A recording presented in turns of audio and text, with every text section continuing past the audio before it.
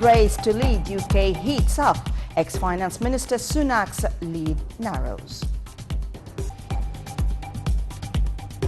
And to details. President Abdel Fattah el-Sisi arrived in Belgrade, Serbia from Germany on Tuesday on a first official visit to the Balkan country, where he met with Serbian President Alexander Vučić. Presidential spokesman Ambassador Bassam Radi said the two leaders tackled means to foster relations in various domains, in addition to a number of regional and international issues of mutual concern. During his visit, the president is scheduled to meet with the Serbian Parliament Speaker. On Thursday, the head of state will give a speech at Belgrade University on overall historic relations between Egypt and Serbia and principles guiding Egyptian policy towards main current regional and international issues. President Abdel Fattah el-Sisi wrapped up his visit to Germany on Tuesday, where he held a number of meetings with his German president counterpart, the Minister of Defense and German Chancellor Olaf Scholz. President el-Sisi, along with the German Chancellor, presided over a high-level session of the Petersburg Climate Dialogue. Concluding the Petersburg Climate Dialogue in Berlin, Foreign Minister Sameh Shoukry held a joint press conference with his German counterpart Annalena Baerbock on Tuesday to review the outcomes of the two-day gathering. The details. Concluding the Petersburg Climate Dialogue in Berlin, Foreign Minister Sameh Shoukry held a joint press conference with his German counterpart Annalena Baerbock on Tuesday. Shoukry called on rich and developing countries to show readiness to compromise at the upcoming talks, saying that the negotiations shouldn't be a zero-sum game between wealthier and poorer nations. The top diplomat said that every useful discussions brought Egyptian officials closer to understanding the areas of convergence and also possible divergence, which will require more work from us all at the November summit in Sharm el-Sheikh. For her part, Baerbock said her country will continue coordination with Egypt and contributing to the success of the upcoming climate conference to be held in Sharm el-Sheikh next November.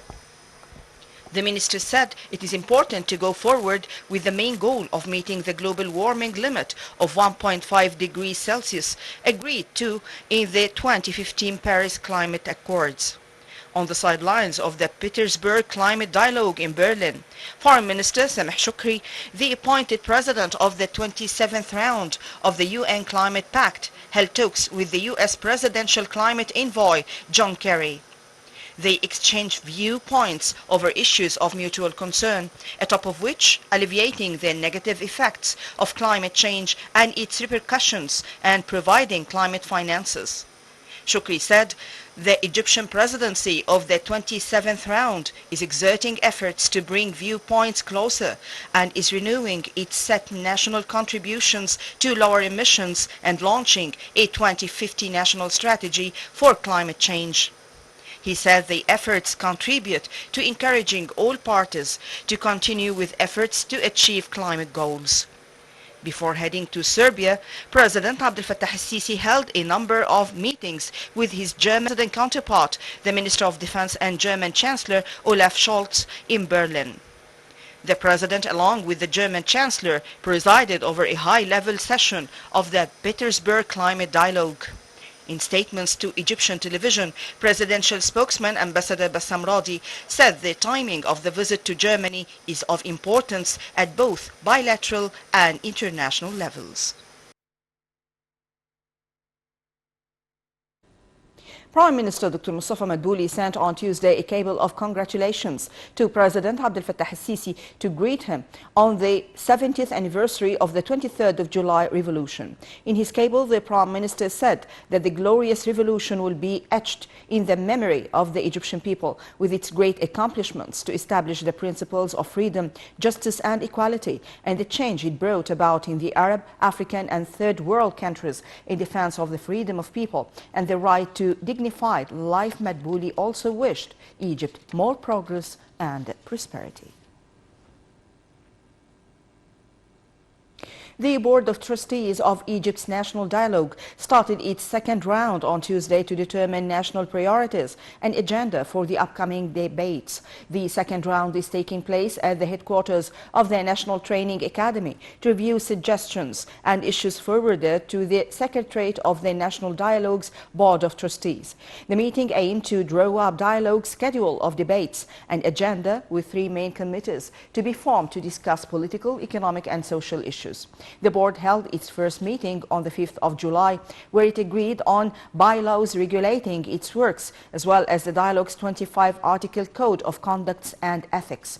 Two documents were issued at the first session, one including the governing rules of the dialogue as a whole, while the second details the ethical guidelines of the national dialogue. The first session also witnessed endorsing the decision on the formation of the Board of Trustees. Minister of Higher Education and Scientific Research and Acting Minister of Health Khalid Abdel Ghaffar announced on Tuesday that 16 injured people had left Malawi hospital after medical treatment following a bus crash accident. The bus carrying around 45 passengers crashed into the stationary truck near the village of Al-Barsha, some 300 kilometers south of Cairo in Al-Minya Governorate. At least 23 people died and more than 30 others injured when the bus they were traveling collided with the parked truck. The Ministry of Social Solidarity said it would offer emergency benefits of 10,000 Egyptian pounds to families of the deceased people.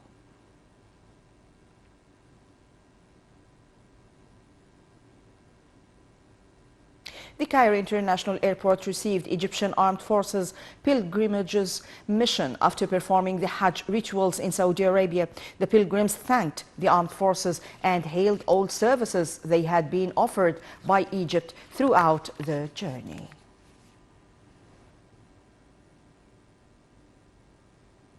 The Israeli army launched strikes Tuesday on a